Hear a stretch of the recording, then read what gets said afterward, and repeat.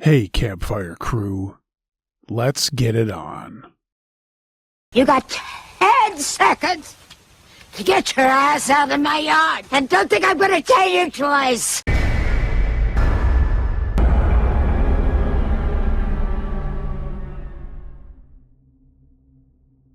Hey gang, I've been playing around with some music and I'm going to round out this episode with a new track. Let me know if you like it or if you'd like to go back to the last goodbye. Leave a comment below, shoot me an email, and we'll see where we go. I'm going to play it in its entirety for this episode, but if nobody likes it, I'll go back to the last goodbye. Both are arranged, composed, and performed by me, and this one is kind of an homage to one of my favorite bands, 9 Inch Nails, and one of my other favorite bands, Aphex Twin, once did a remix of a song called At the Heart of It All, and it was kind of an EP offshoot of the Downward Spiral album. And this is kind of based on that. Certainly not as good, but hey, maybe you'll enjoy it. I'll shut up, sit back, and enjoy 2 for Tuesday Scary Stories. The Church Basement, submitted by Donald. My name's Don, and this happened way back in the summer of 1985 when I was 11. It's been more than 40 years, and I still think about this night whenever I pass an old church. I've never been able to explain what happened beneath this church I'm going to tell you about, and part of me doesn't really want an explanation. Back then, my family attended this small church, and it wasn't a large place, just a white wooden building with a tall steeple and a gravel parking lot. The church had been there since the 20s, and everyone said it was one of the oldest buildings in the county. The sanctuary upstairs felt warm and welcoming, but the basement was another story entirely. It was old and damp and dimly lit, and there were metal shelves that lined the walls holding boxes of decorations, folding chairs, and supplies for church events. There were several locked storage rooms down there too, and the entire place smelled like mildew and old wood. Pastor Richard had a strange rule about the basement. The youth group was never allowed down there, for any reason. Whenever anyone asked why, he would simply say it wasn't safe and then change the subject. Now that I look back at it, that should have been enough to keep us away, but unfortunately, 11-year-old boys are 11-year-old boys, and we're all naturally drawn towards places we're not supposed to go, right? That summer, the church organized a lock-in for the youth group. About 20 kids showed up with our sleeping bags, snacks, board games, and enough energy to stay awake for days. The adult chaperones planned activities throughout the evening, and we were all having a great time. Around 10 o'clock, somebody suggested hide and seek, and the adults agreed as long as nobody left the church building. For a while, we played throughout the sanctuary, the fellowship hall, and some of the classrooms and hallways, and then my friend Tommy grinned at me and whispered, "Let's hide in the basement." I immediately thought about Pastor Richard's warning. That made the idea even more appealing. So soon Tommy and our friend Kevin and I slipped away from the others and found the door leading downstairs. The lights were off down there, and Tommy slowly opened the door. Once the door was open, none of us would go down. None of us moved. Then Kevin laughed nervously and said, "Come on, you guys." So we all started down the stairs. The sounds of everybody else at the lock-in kind of faded behind us, and at the bottom, Tommy found a switch and flicked on a row of dim fluorescent lights. I don't know how else to say it, but it immediately felt like we did not belong there. The silence didn't seem like normal silence. It felt heavy, as if the basement were listening to us. We slowly walked between rows of shelves searching for a place to hide, and that's when we heard something. A faint scratching sound. We all stopped, and we heard the noise again. Just this scratching. It sounded like maybe a rat moving across wood. "What is that?" Kevin whispered. I just shrugged my shoulders. The sound continued from somewhere deeper in the basement, and against our better judgment, we followed it. The farther we walked, the darker the basement became, and several of the fluorescent lights weren't working, so sections of the room were hidden in shadows. We could hear the scratching now, and it was louder. Eventually, we reached the far corner of the basement, and there, partially concealed behind stacks of old boxes, sat a large wooden chest. The wood was dark and worn, and I thought it looked like an antique. I noticed strange carvings around the lid and the sides, and there were thick iron bands wrapped around the corners. What was most disturbing was the fact that the scratching noise seemed to be coming from inside of it. Not one of us spoke, we just kept looking at it, and the scratching stopped. Tommy took a step closer, and then another one. I remember opening my mouth to tell him not to touch it. Before I could even speak, this voice echoed throughout the basement, and every one of us jumped. The voice was low and raspy, and it wasn't English. The words sounded harsh and unfamiliar, spoken rapidly somewhere nearby us. We all turned around in circles trying to see where it was coming from, and the voice continued. It seemed now to be coming from everywhere at once, the walls, the ceiling, and the darkness behind the shelves. Kevin grabbed my arm so hard it hurt, and then the strange voice got louder. Then something crashed behind us, and we turned just in time to see a box tumble off one of the metal shelves. A second later, another object flew from a different shelf, and then another one. The noises were exploding through the basement. There were books falling, there were boxes falling, old decorations. Shit was falling everywhere. The metal shelves actually were shaking violently, and the fluorescent lights seemed to flicker. The voice continued speaking this strange language, and it was getting faster and angrier, and the air suddenly felt ice cold down there. I noticed I could see my breath. And that's when the scream came. To this day, I've never heard anything like it. It came from somewhere near the wooden chest, and it filled the entire basement.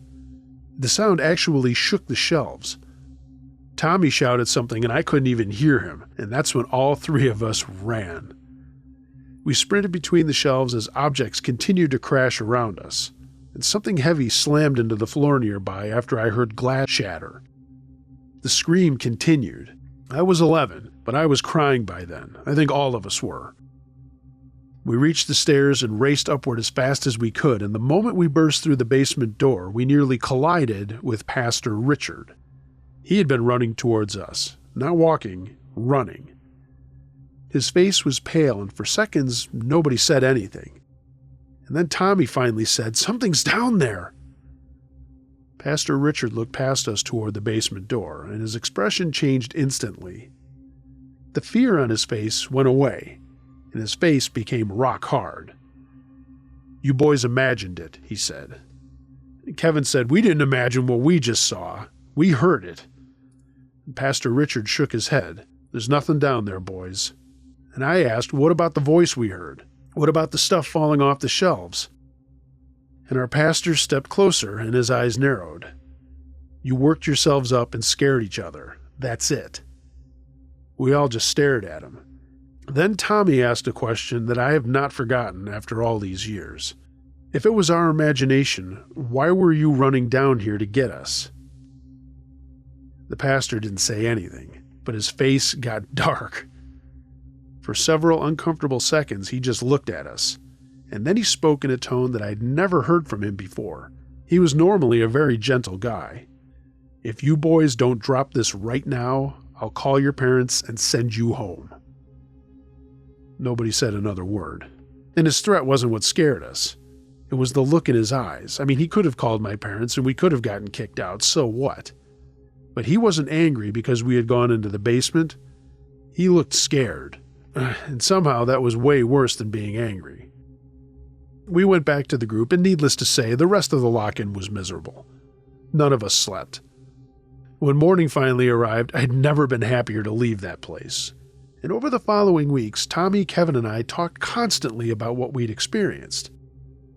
None of our stories changed. We'd all heard the voice, we'd all seen the objects falling from the shelves, and we all heard that scream. Whenever we tried to tell any adults, they just blew us off. They said we'd frightened ourselves, and they said our imaginations had gotten carried away. And even our own parents didn't believe us. But then, something strange happened. One by one, families began leaving that church. Nobody ever said why, but I noticed parents were whispering to each other after services, having these little private conversations while us kids were running around. Within 2 months, nearly every family from our youth group had stopped attending that church, my parents included. One Sunday morning, my father announced we were going to a different church across town. When I asked why, he just said, "Time for a change, kiddo." I noticed he wouldn't look me in the eye when he said that. So at the end of the day, none of us got answers.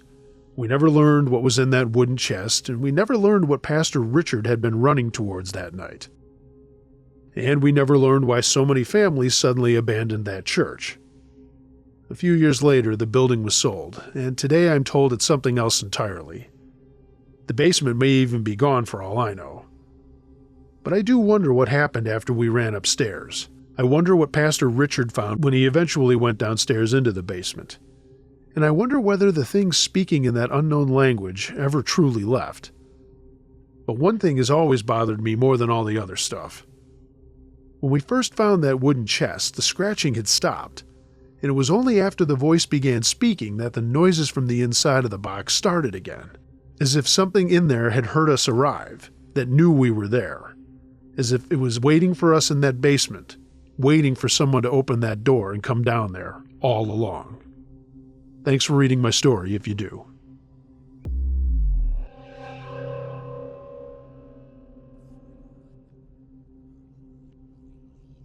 Supermarket Creep, submitted by Carrie J. This happened to me when I was 26 years old, and it was the reason I nearly packed everything I owned up and moved back to New York.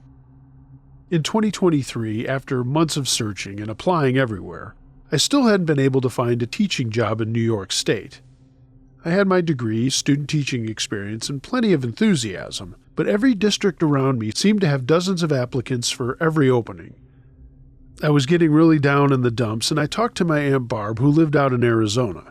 She said there were positions open out there, specifically one at an elementary school in Williams, Arizona. I applied on a whim, and they granted me an interview. So I decided to make a trip out to visit my Aunt Barb and Linda, who lived in Flagstaff about 30 minutes away from Williams, and to my surprise, I got the job. Williams was beautiful in a way that couldn't have been more different from where I grew up in New York. Route 66 cut through the middle of it, and the mountains seemed to stretch forever. As I mentioned, my two aunts, Barb and Linda, lived only about 30 minutes away, and that made me so much more comfortable about making a move. I found a small one-story house on the edge of town to rent and started teaching 3rd grade. The kids were wonderful, the staff was welcoming, and after a couple of months, I felt like I had finally found my place. Then I noticed this guy. It happened one Saturday afternoon while I was grocery shopping. I was standing in the cereal aisle comparing prices when I looked up and saw a man staring at me from the end of the aisle. He appeared to be in his 40s, maybe even older. He was tall and thin, had dark hair that hung down over the sides of his face, but it was his eyes that were what stood out the most. They were like these giant wide eyes, and he didn't seem to blink. The moment our eyes met, he slowly pushed a stock cart around the corner and disappeared. I just assumed he worked there and was looking at something in the aisle and didn't think anything else of it. But a few minutes later, I saw him again. This time he was standing near the dairy section, watching me. When I looked over, he immediately turned away and pretended to arrange yogurt containers. It felt strange, but I told myself I was just imagining things. I mean, after all, this guy worked there. The next week I went back, he was there again, and again watching me. The week after that I shopped, he did the same things. I began noticing a pattern. Every time I entered the supermarket, it didn't matter what time or day. Eventually, I would spot him somewhere nearby. Sometimes he stood behind displays, and sometimes he was pushing a cart through the aisles. Sometimes he simply stared at me from across the store. He never smiled, I never saw him talk to anybody, and honestly, he never approached me, he just watched. But I started feeling uncomfortable enough that I changed my shopping habits. I'd visit at different hours or stop after work instead of on weekends. And it didn't matter. Every time I went, he was there. Things eventually got creepier. One afternoon I was leaving the post office when I noticed him sitting on a bench across the street. Then a week later, I saw him near a gas station when I was filling up. Another time he was standing outside a hardware store that I was in. And each sighting lasted only a few seconds. He never followed me directly.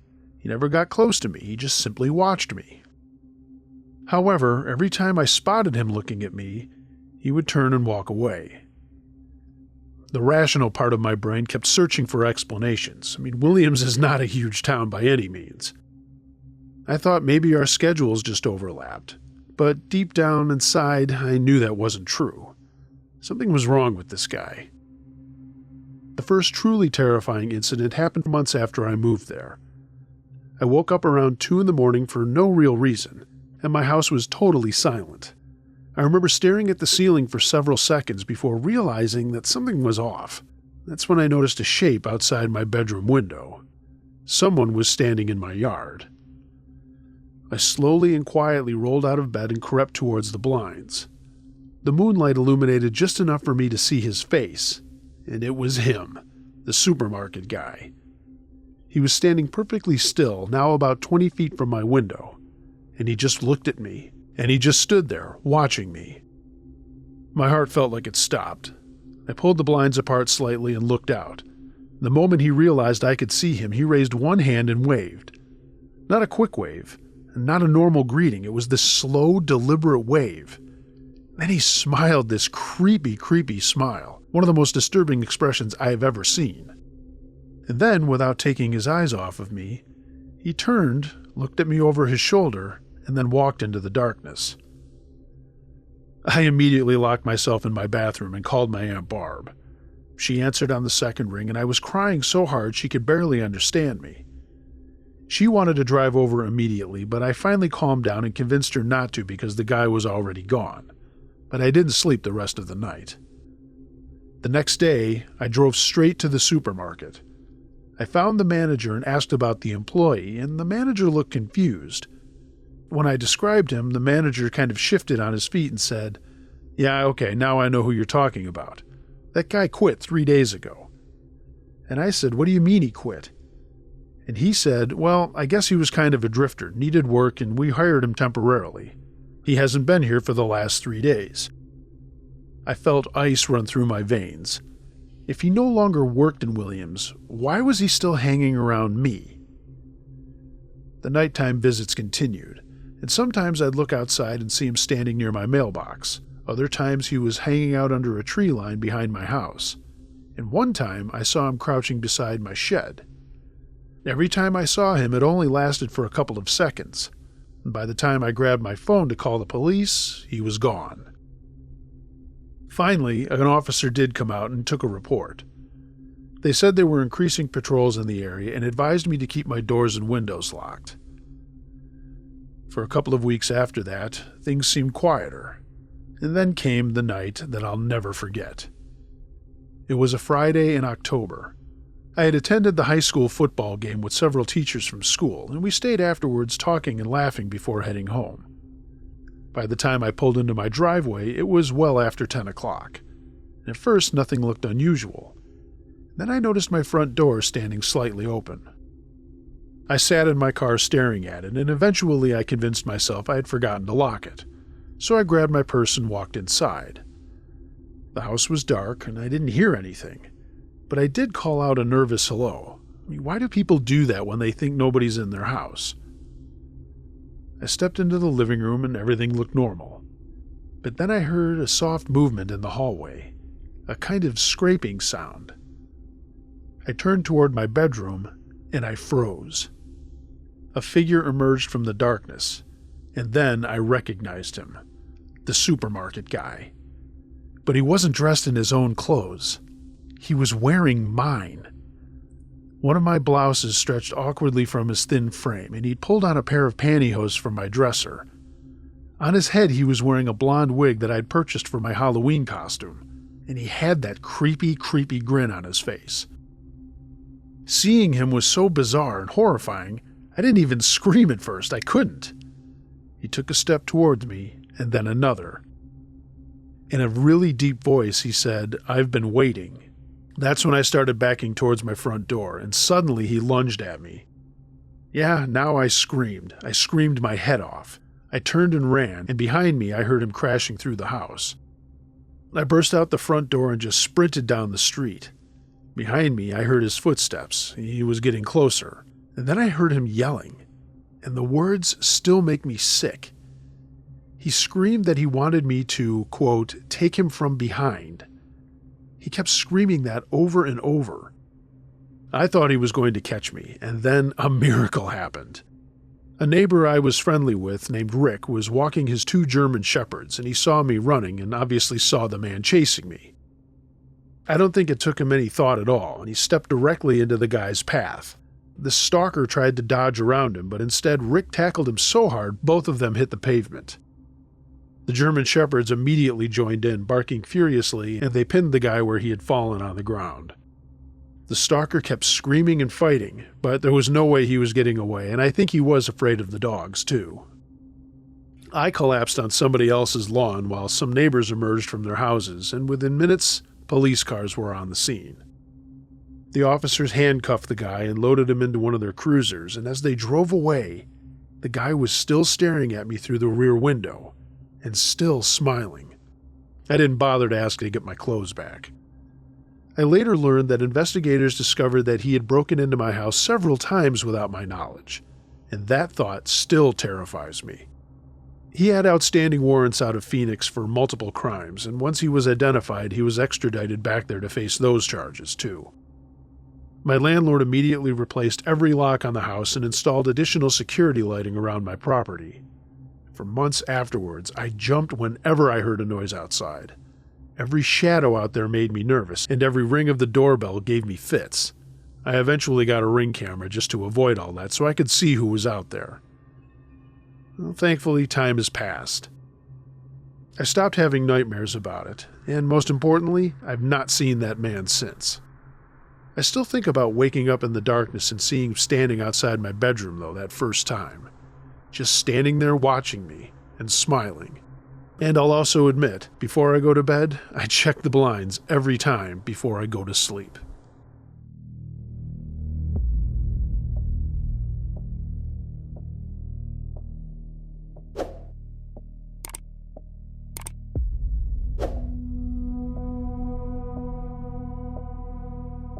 Hey gang, thanks for listening to this episode. If you have a true scary story of any nature that you'd like me to narrate, email it to UncleJoshTrueScaryStories@gmail.com. I read them all. If you're catching this on YouTube and you like what you heard and saw, why not give the video a thumbs up, share it with a friend, leave a comment. I'd love to know what you thought of the stories. It's all free and it all helps out with the algorithms, so I appreciate it. Follow me on social media, and if you'd like to take your support a step further, find a link to my Patreon page in the description, and consider getting some Uncle Josh and Campfire Crew merchandise. A link to my TeePublic storefront is also in the description. Everyone, be excellent to each other, and until next time, be wary of things that go bump in the night. It could be anything. A ghost, a monster, or the guy next door.